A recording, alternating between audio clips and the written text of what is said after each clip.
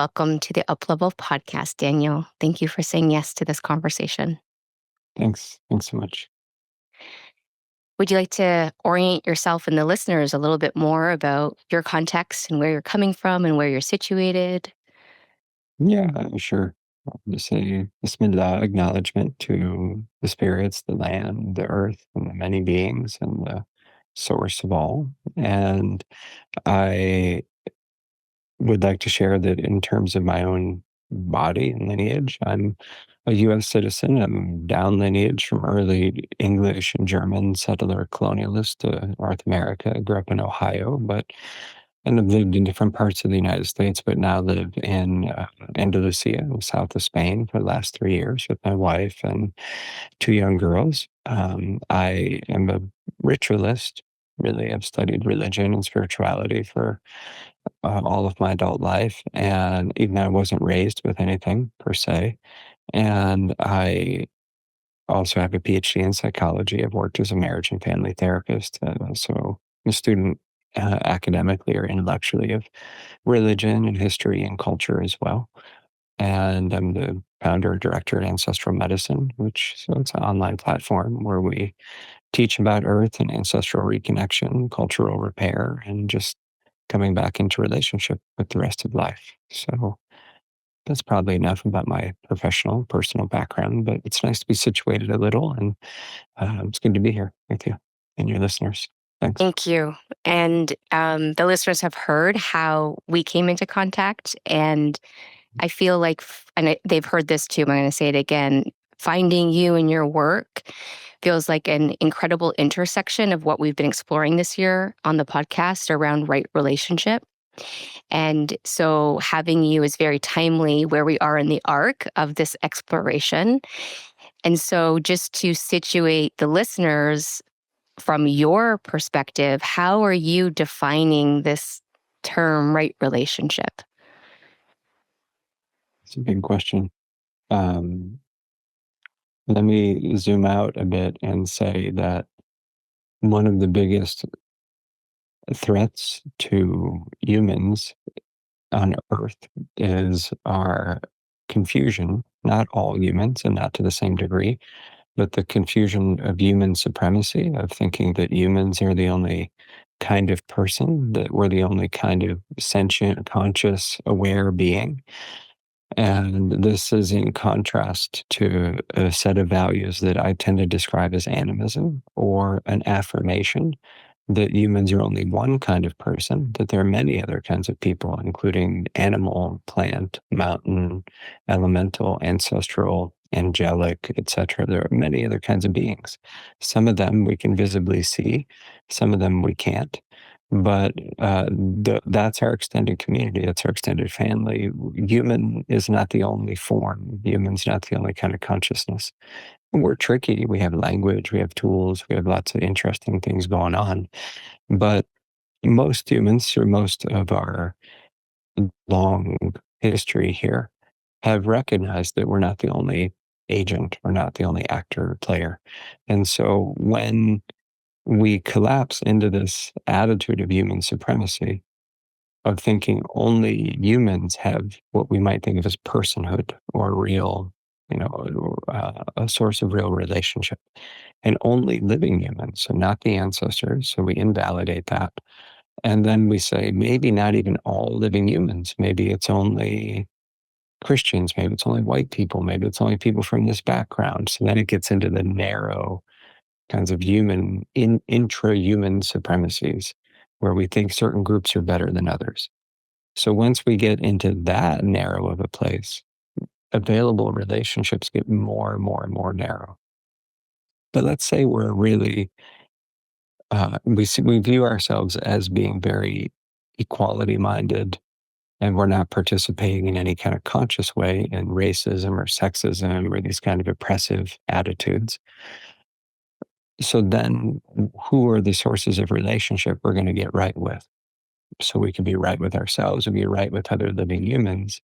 But if we still haven't addressed the fact that we have invalidated, without even realizing it, the unseen, the spirits, the beings who are not physically perceivable by us, or the animals, the plants, the ones who are visible, but who we have forgotten that they're actually big spirits and big, smart kind of relations.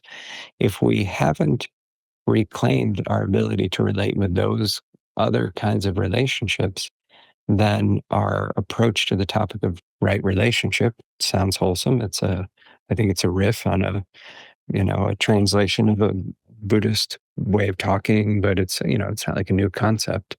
We're going to bring to that topic our own bias because we're looking around and we only see 10% of who's in the room. If I said, like, we're definitely going to have right relationship with white men because everybody else is less than human, it'd be like, oh my God, like, stop recording. That's the most toxic thing you could say. It's egregiously racist and sexist. But we often unconsciously, because of the dominant culture, participate in that same kind of supremacist attitude unknowingly toward the other than humans, because it's fallen out of the dominant culture to know how to relate with them in a reciprocal way. So I know this is a long-winded answer, but I'm kind of introducing the overall framework I'm operating from. So I'll say a final thing, that if we say right relationship, the question that has to precede it is, because I assume that the relationships are interpersonal between different people. We talk about relationship with ourself, and that's interesting, and the self is made of different parts and all that. But let's assume, for a conventional way of talking, we're talking about interpersonal relationships between an I-thou, between different beings. We have to then ask, who's a legitimate person? Mm. And if it's only humans, we're starting from a stance of human supremacy. That's not inconsequential. It has the effect of decimating the ecosystems on the planet. We're living through an extinction crisis, and so it's not an inconsequential oversight. Yeah. Yeah. Thank you. Thank you for that deep context. And so then the ancestral piece. So for some folks, this is going to be a new idea to think about our ancestors and reconnecting and healing lineages in service of what you just shared with us. Can you give us what is ancestral lineage healing, and what's the connection back to right relationship with all living beings? Yeah. Well, I mean, it's a big question, but in terms of my own background professionally over the last 20 years, it's been an unexpected and delightful kind of blessing to specialize somewhat in the topic of repairing relationships between living human people, like me and you, and the ancestors, the ones who were previously human, but are no longer incarnate in a body. They're not around anymore. They died. But on a soul spirit level, the consciousness that they were didn't just go away. So the ancestors, we could think of them as the collective wisdom or blessing, and also unresolved pain and burden of our species. They're all the ones who are not incarnate right now, but generally have a human form to them. So we could talk about the ancestors of the crows or the other beings, but I'm talking about human ancestors in a pragmatic way. So we all have ancestors of different kinds. We have ancestors that we're connected to through the land where we're at, or our vocation, or the families we choose, or the people we're inspired by. But we all definitely have ancestors of blood as well. And including as someone who's a mental health professional, I've worked as a marriage and family therapist, I have a PhD in psychology. It's like I've come to see, including through that lens, that a great deal of what we struggle with is intergenerational. It's systemic. It didn't just come out of nowhere. So it's not only personal. And a lot of it is directly ancestral. It's connected to our lineages and what we've inherited and what remains unresolved in terms of the healing and, the need for healing in our lineages.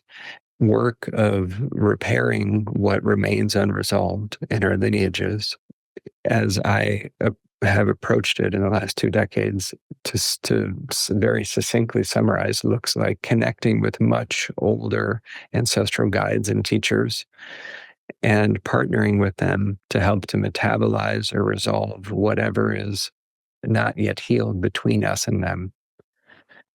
So this means connecting with true sources of wisdom and elder consciousness within our lineages, often before remembered names, because we're all down lineage from brilliant, loving, creative human beings, even if our recent generations were a mess and truly hazardous.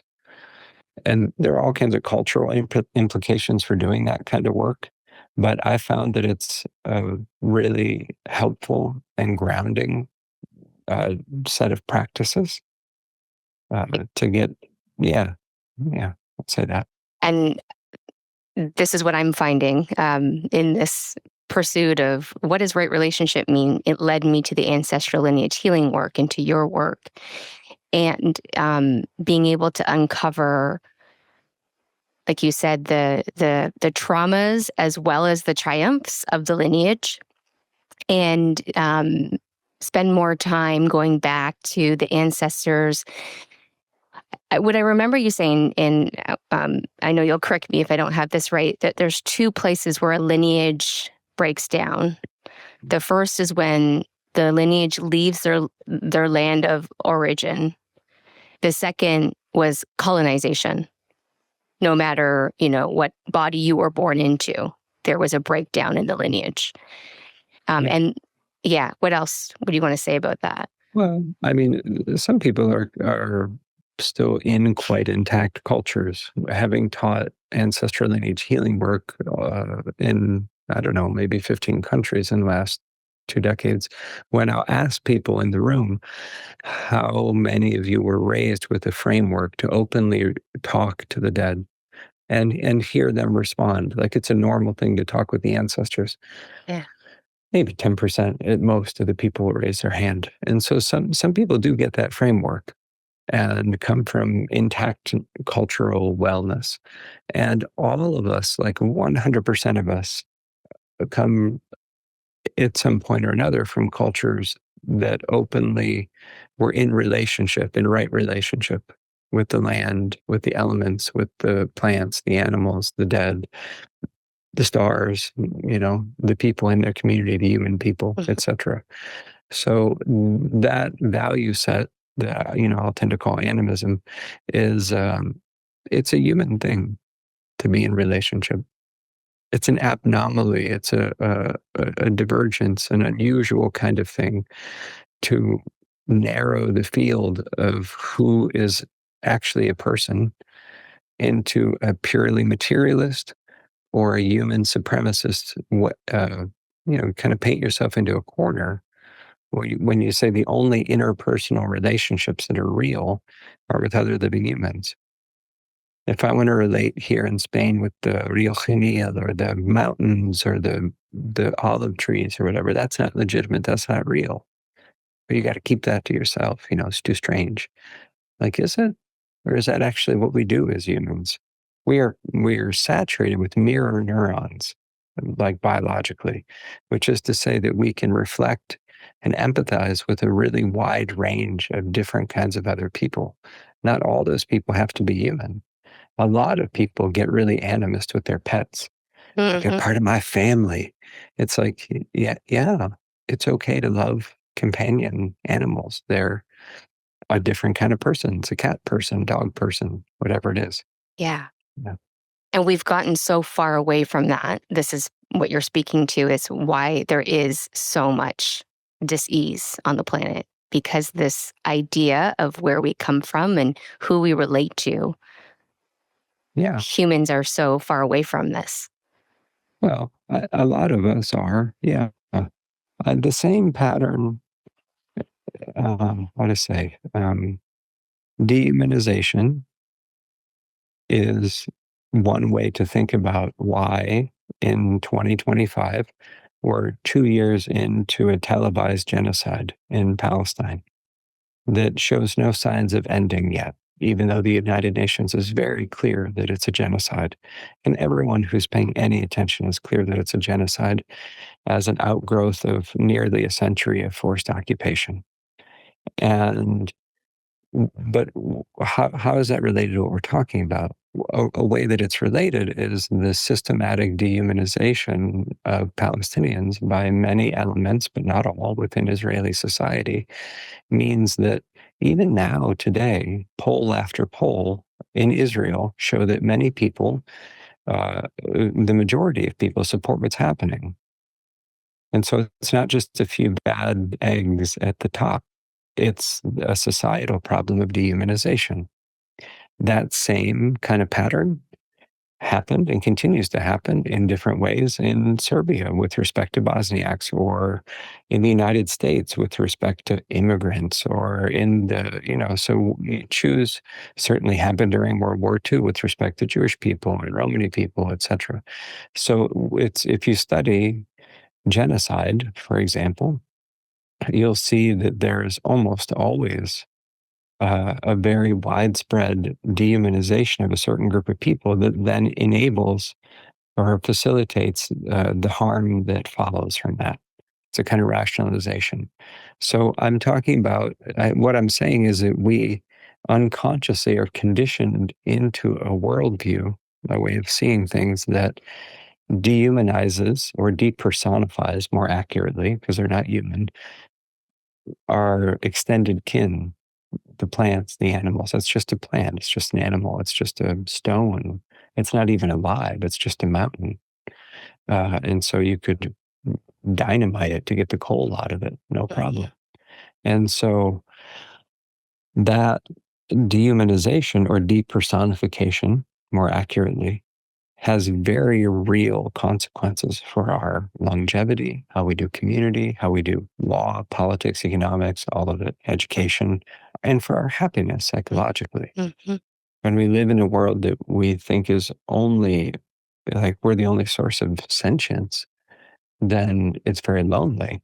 We've already exited any chance of right relationship because you can paint yourself into a corner where you're living in a genociding capitalist environment, but being very comfortable. And then you have your bills paid, and you're going to pursue individual psychotherapy to try to work on your different parts and be all like in right relationship with yourself. Mm. But the larger system that you're embedded in is murdering hundreds of people a day just to keep itself fueled. Mm. So what's really right relationship there? Mm. Right relationship needs to start with being like, okay, I'm part of a larger system, and the real intimacy I'm craving isn't always going to be achieved through introspection. It might need to be achieved through understanding the systems I'm embedded in. Wait a minute, whiteness as a whole structure is isolating.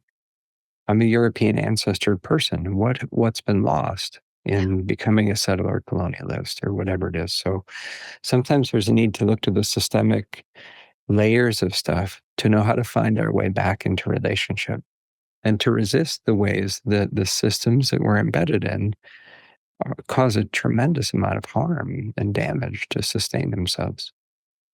How did a white dude from Ohio come to this place in time?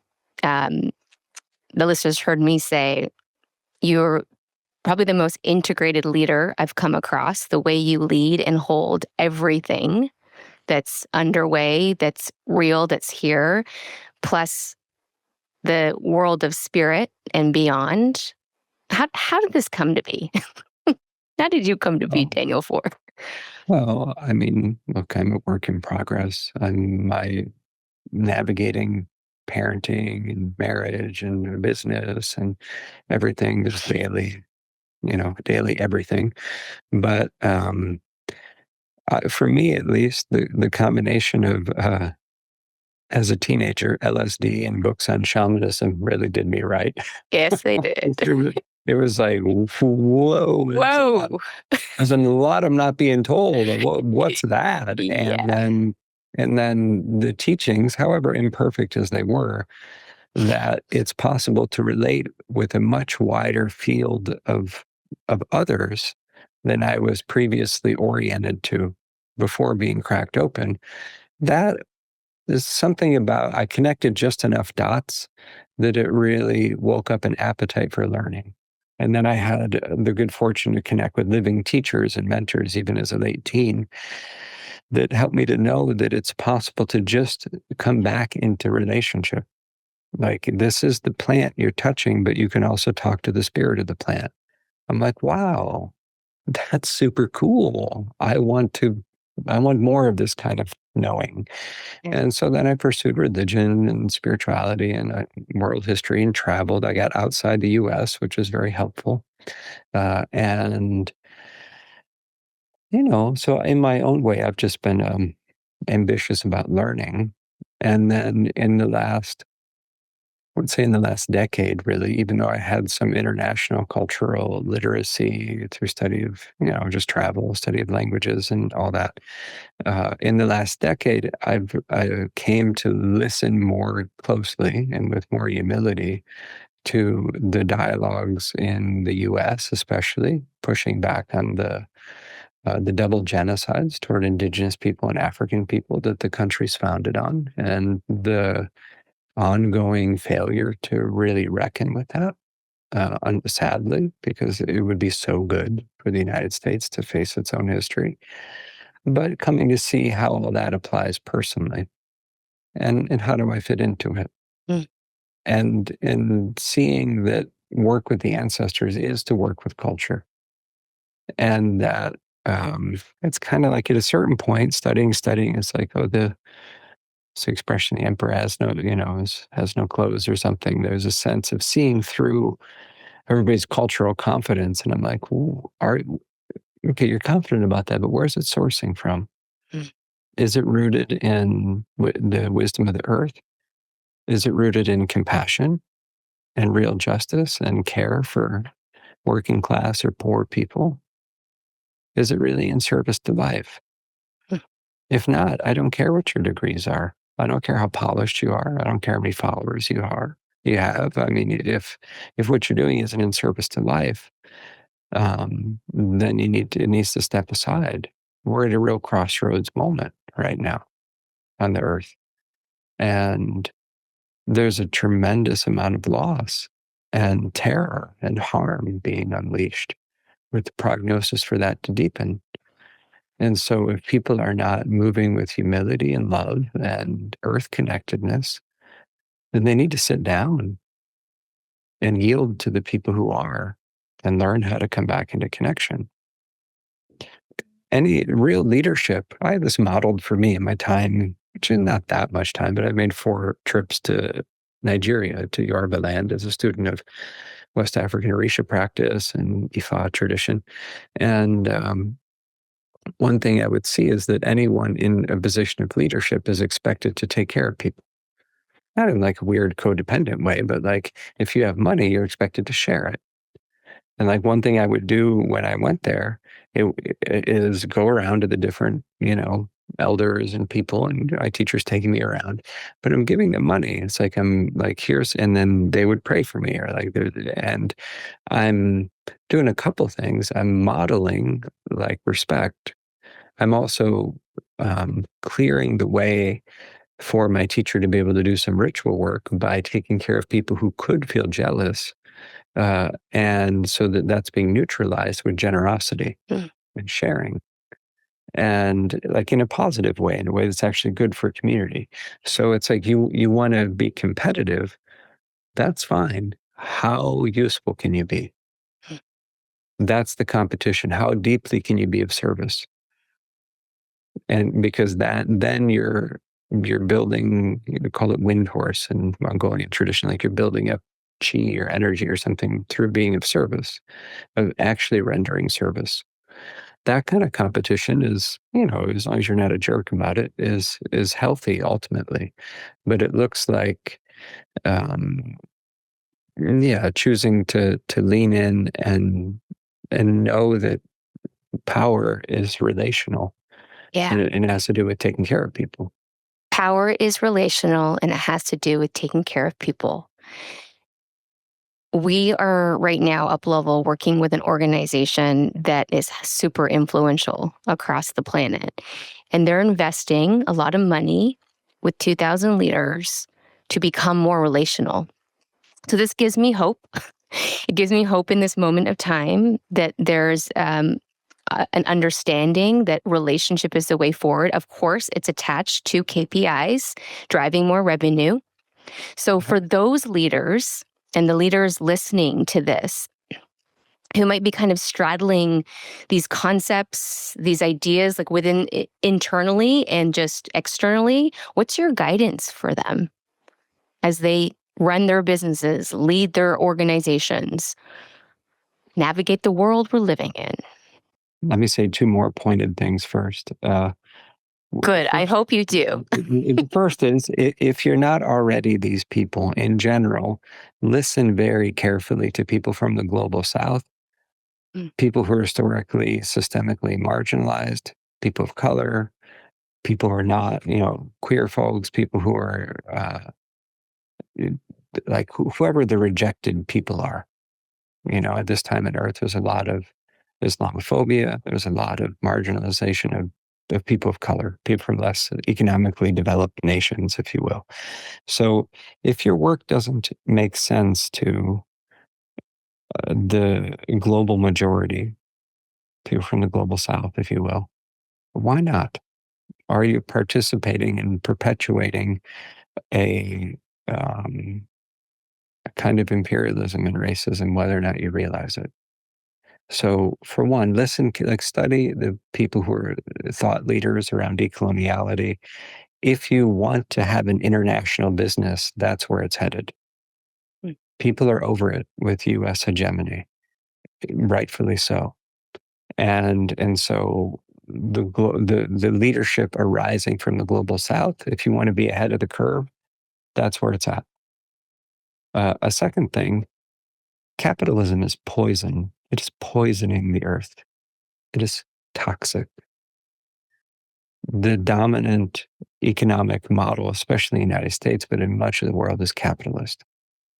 It is it's not inherently problematic to have exchange or trade or even competition, but if there's not an eye toward the social good, what on earth are we doing? And how can you sleep at night? And so one person whose work is really commendable is Jason Hickel, Hickel, on this. But I'm a big fan of democratic socialism and believe that we can feed everybody on earth and have very prosperous and comfortable lives and take care of everybody without compromising quality of life. And the capitalist system is not going to get us there. And so that said, so I would say understand what the critiques are of capitalism.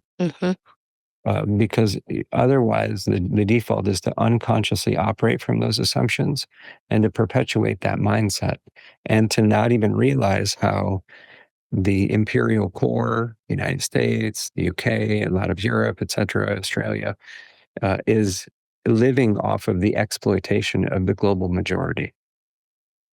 And that's not who you want to be. So don't be that person, even unconsciously. That said, I find as a business owner, I'm like the CEO of Ancestral Medicine. We have 7, 8 employees, and I have a comfortable life. I'm not rich, but I have my needs met. And it's possible to do good work in the world and still have what you need. And even have something like financial security, insofar as anyone really has it these days. Some people, not most people. So I'm not like anti-prosperity, anti-business or something, but it's very important that we approach the topic of how to thrive as a business leader, as a just person doing your life financially, with an awareness of how prevalent white supremacy is, and an awareness of how prevalent capitalism is as a mindset and as a model that will skew us away from ethics. And I know, I don't just believe abstractly, I know from my own life that you can run an ethical business that is part of beneficial cultural change, not lose your values, and still, there might be moments where you choose relationality over profit. Yeah. But that's who you want to be. Be that person. In the long term, you win. There's a great story. It's from Jen Matari, I think is her name. Was a Palestinian outspoken person. I think her Instagram is Queen of Palestine, maybe. But she was doing a book. I don't know if it's my story to tell, but now that I've started it, it's it's her experience. But she was going to do a book talk, and then the bookstore tried to shut her down because they realized she was Palestinian and she might not be into genocide or something. It was in the U.S. And then two of the people they fired her. That were fired for defending her talk and trying to get it to still happen. And so so she caught wind of that and hired them for more money as part of her team. And I'm like, what a boss move. Total boss move. Yeah. I'm like, good for you. That's awesome. Well, that was going to be where I wanted to point the conversation, is for the individuals that are part of these capitalistic systems. So they say a middle manager.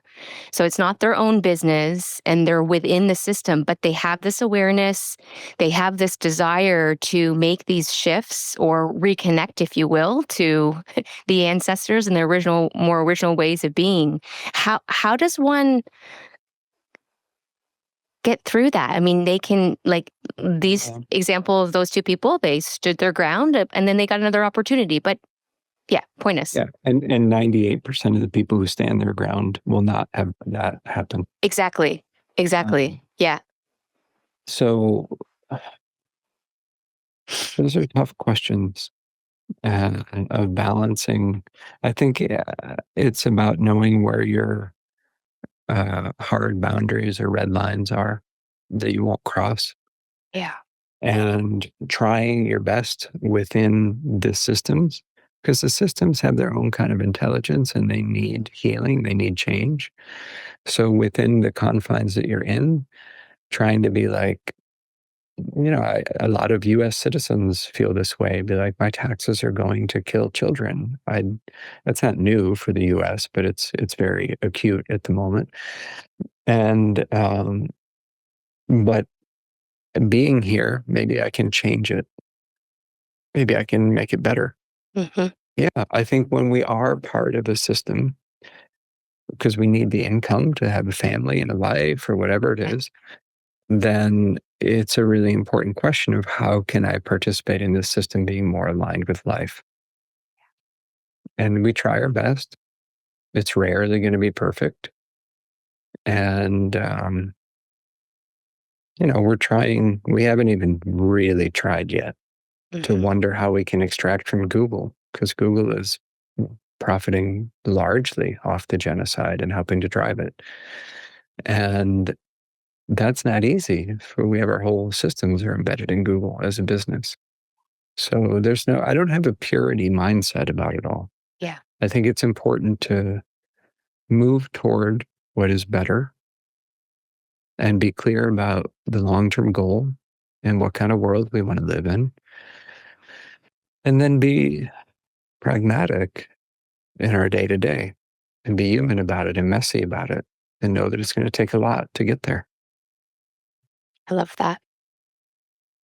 One of the things that really struck me in our time together, and probably because the context I'm coming from, organizational, corporate work, a KPI of this work, of the ancestral lineage healing work around being a regular person. And there'll be a lot of coaches listening in who, like me, pursue different healing and modalities. And the freshness you're bringing to this, as far as, yeah. So give us your your medicine around a KPI of work like this is to be a regular person. I'm looking it up on Google. Oh yeah, what's a KPI? Yeah. So it's like, yeah. I'm out of the loop. You're out of the loop, Daniel. Yeah. So it's like I've been to a lot of talks, trainings, experiences, and no one has ever said the outcome of doing this work is to be a regular person, a regular sized person. Yeah. And that was liberating for me because a lot of, again, I'm going to use the language you're introducing, like human supremacy and white supremacy is be bigger, bolder, more engaging. And there's this addiction with the spiritual new age growth market, if you will. Right. And so this idea of we are healing ourselves and our lineage and doing this kind of work so we can be regular sized humans. Yeah. I mean, does anyone else think that's revolutionary? I think that's absolutely revolutionary. I'll say what I mean by it. Yeah, thank you. A little bit, it's intended to kind of poke at a tendency in New Age or spiritual circles that trends toward being special, standing out, being exceptional. Yeah. Or like, I'm really into spirituality. I had a big vision, therefore what? I happen to be a practicing Muslim, and so Muhammad sallallahu alaihi wasallam is like our guy in Islam. Like, he's like the prophet, and not the only one, but the most recent one. And after starting to receive vision, like really getting a download in his 40s, for one, he was scared initially. It's like, whoa, am I losing my mind? What's happening? And his wife Khadija is like, I got your back. Like, you're a good person. It's going to be okay. Mm. And, but through that, he doesn't become more exceptional. He's like, I'm a badass. I'm getting these revelations. Like, check it out. It's a weight. It's a weight of being of service. Mm. And there's a kind of responsibility that we ideally we're like, hey, there's a lot of suffering in the world. I wish to show up well and leave things better than when I was born. Yeah. And like, I aspire to be a useful participant. Please bring me some responsibility so I can care well for the world. Mm. And if that goes well, we'll know it's going well because we'll get more of it.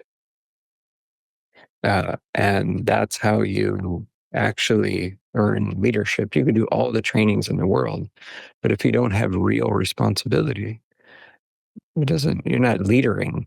You're creating a big intellectual map about leadership, which has, it's like you got all the floaties, but you're not in the water. They're not useful.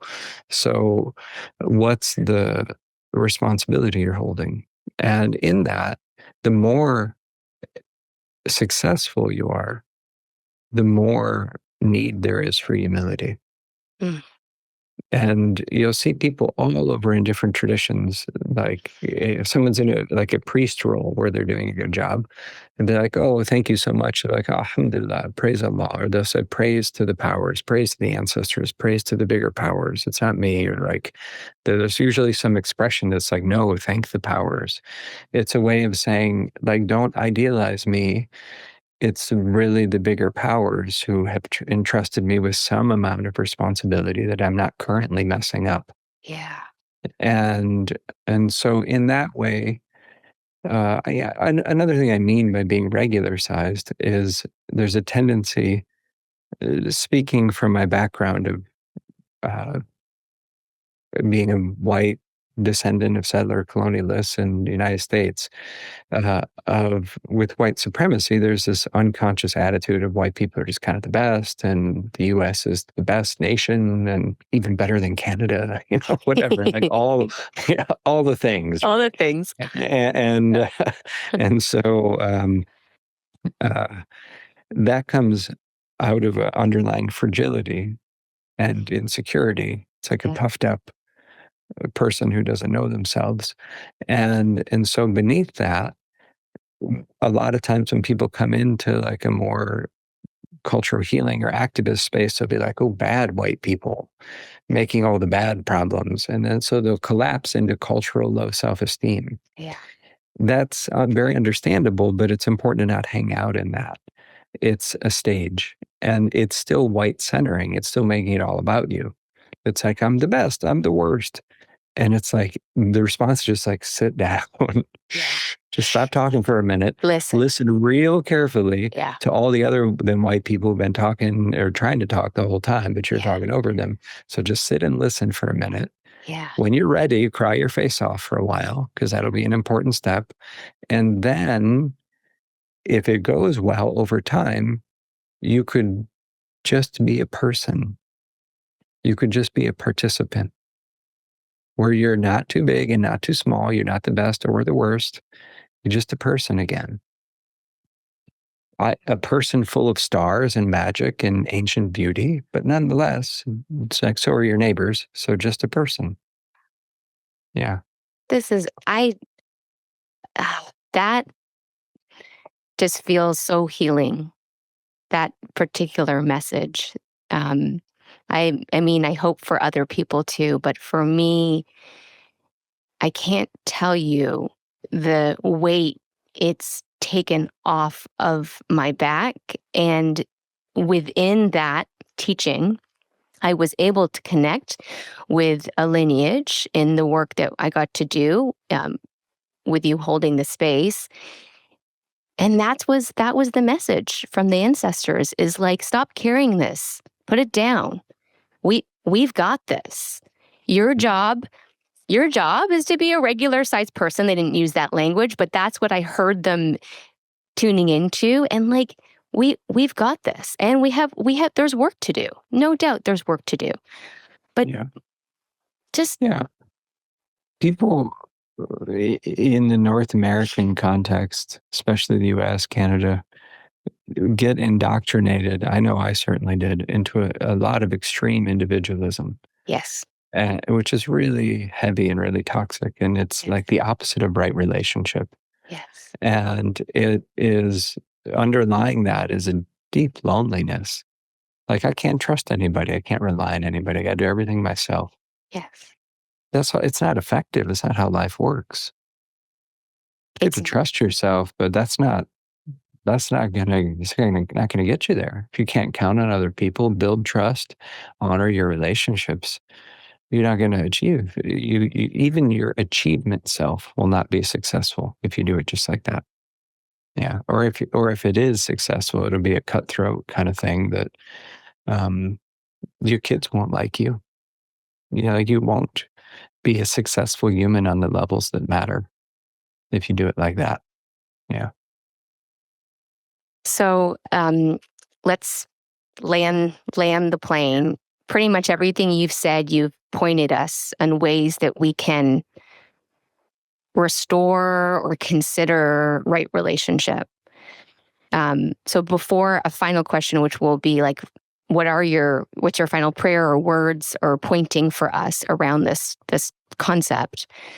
Where can people find you?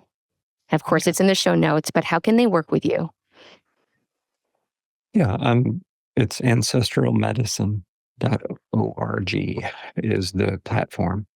And we have online classes, a lot of self-paced ones or ones with live teaching, some of which I guide, some of which teachers that I know and trust guide. And we also have vocational trainings in ancestral healing arts and earth honoring ritual, in-person intensives that I guide sometimes, like where we met in Costa Rica, and then individual sessions, often online and at distance, with practitioners in over 30, 35 languages at this point. And so those are the pathways of connection. There's a lot of accessibility financially and with regard to different languages and time zones and all that. So it's a very internationally held operation focused on helping people to just come back into relationship with their ancestors and the earth in a way that's good for their lives and helps to clarify what you're doing here on earth. Because we need a lot of, be patient about it, but we need a lot of waking up like as soon as possible.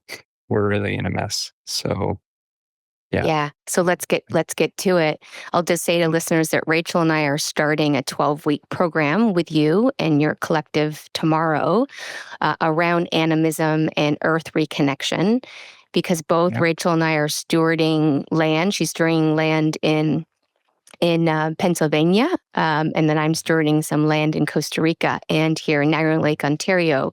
So we're feeling very called to your work so we can become better stewards of the land, integrating all of the things we've been speaking about today. So we'll be sure to tell our listeners what we're learning and and how that also informs right relationship in their exploration this year.